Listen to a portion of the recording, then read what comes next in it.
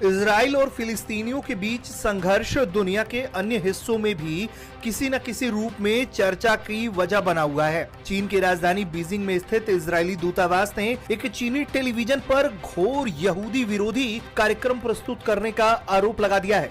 Israel के तेवर इस कार्यक्रम के बाद से चीन को लेकर तल्ख हो गए हैं। इजरायली दूतावास का आरोप है कि चीन में सरकारी टीवी चैनल सीसीटीवी ने गाजा पर एयर स्ट्राइक को लेकर चर्चा के दौरान एक परिचर्चा का एक कार्यक्रम प्रसारित किया जो कि घोर यहूदी विरोधी था।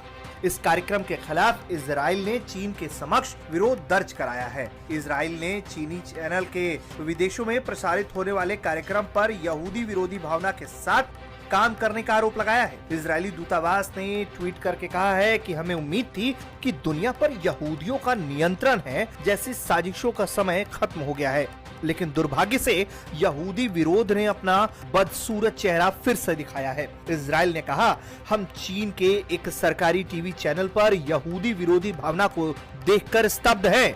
फिलहाल इजरायली दूतावास के सवाल पर कहा गया कि छुट्टी का दिन होने की वजह से यह पता नहीं चल पाया कि 3 मिनट के सेगमेंट में क्या आपत्तिजनक था। टीवी चैनल के मामले में जांच किए जाने की बात की जा रही है।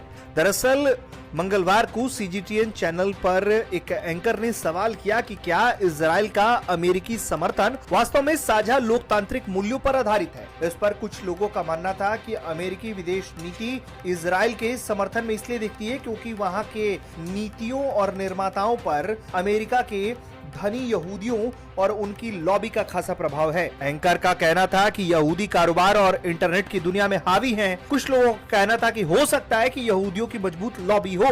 टीवी चैनल के एंकर ने अमेरिका पर अपने कट्टर प्रतिद्वंदी चीन को मात देने के लिए मध्य पूर्व में इजराइल का इस्तेमाल करने का भी आरोप लगा दिया। एंकर ने यह भी कहा कि अमेरिका अरब देशों को मात देने के लिए छद्म अभियान चला रहा है।